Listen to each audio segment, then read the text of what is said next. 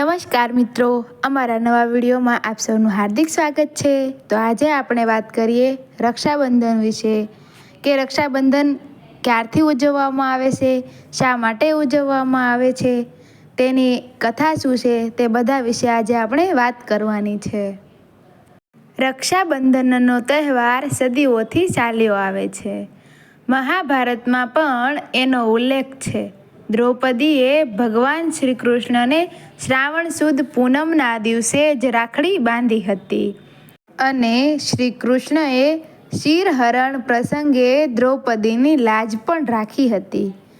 કુંતા માતાએ અભિમન્યુની રક્ષા કરવા માટે એને પણ રાખડી બાંધી હતી। મહાભારતમાં આ બંને પ્રસંગ છે।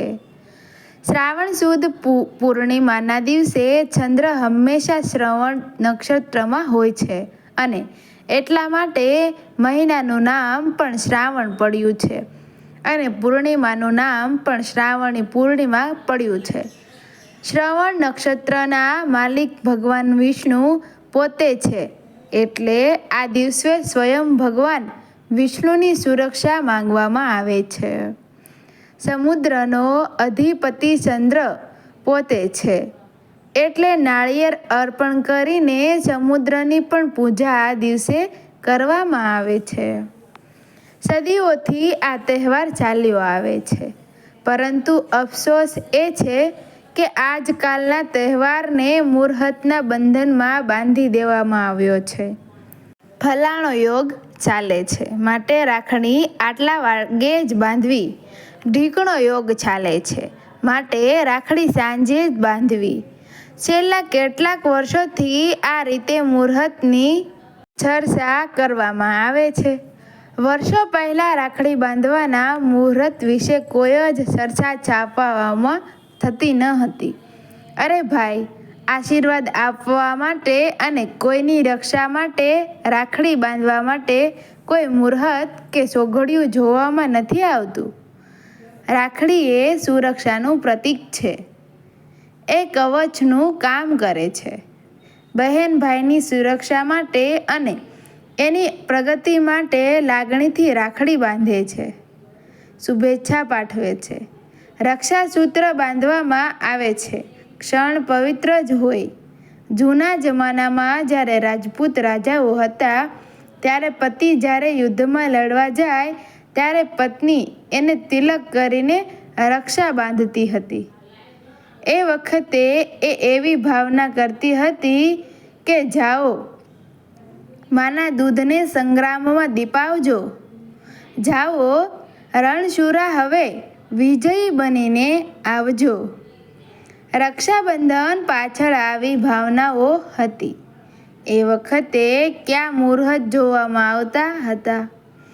બહેન ભાઈને રાખડી બાંધે એ જ રીતે પત્ની પણ પતિને રાખડી બાંધી શકે છે, માતા પુત્રને રાખડી બાંધી શકે છે અને એક મિત્ર બીજા મિત્રને પણ રાખડી બાંધી જ શકે છે।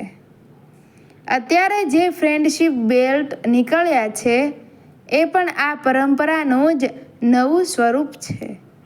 રાખડીમાં ભાવના અગત્યની છે। આ દિવસે બ્રાહ્મણ લોકો વેપારીઓને પણ રાખડી બાંધતા હોય છે અને વેપાર માટે શુભકામના કરતા હોય છે। ઘણા જૈન મંદિરોમાં રક્ષા પોટલીનું પણ મહત્વ છે। એ પણ એક પ્રકારની રાખડી જ છે। રાખડીની કિંમત મહત્વની નથી, એની પાછળ રહેલી લાગણી મહત્વની છે। આપણા હિન્દુ સમાજમાં આવા બધા તહેવારોનું ઘણું જ બધું મહત્વ છે અને એ રીતે મોબાઈલની દુનિયામાં ખોવાયેલો સમાજ એકબીજાના ઘરે જવા માટે પ્રેરાય છે, પરિવાર નજીક આવે છે અને એકબીજા તરફની લાગણી વધે છે। મિત્રો, રાખડી આખા દિવસમાં ગમે ત્યારે બાંધી શકાય છે, એના માટે કોઈ જ મુહૂર્ત જોવાની જરૂર નથી। બને ત્યાં સુધી સવારથી શરૂ કરીને મધ્યાહન પહેલાં એટલે કે બપોરે 2 વાગ્યા સુધીમાં રાખડી બાંધી શકાય તો વધુ સારું। છતાં અનુકૂળતા ન હોય તો સાંજે પણ ચોક્કસ બાંધી શકશો. હવે આપણે રક્ષાબંધન ક્યારથી ઉજવવામાં આવે છે અને તેની કથા શું છે, તે શા માટે ઉજવવામાં આવે છે, તેના વિશે આપણે તેની કથાની વાત કરીશું. શ્રાવણ સુદ પૂર્ણિમા એટલે રક્ષાબંધનનું પાવન પર્વ. પૌરાણિક કથા અનુસાર મહારાજ બલિ અશ્વમેઘ યજ્ઞ કરી રહ્યા હતા. ભગવાન વિષ્ણુએ બલિરાજાની પરીક્ષા કરવા વામન રૂપ ધારણ કરી માત્ર 3 ડગલા જમીનની માગણી કરી. યાચક બ્રાહ્મણ સમજી તેની માગણી સાથે બલિરાજા 3 ડગલા જમીન આપવા હોશે હોશે તૈયાર થયા.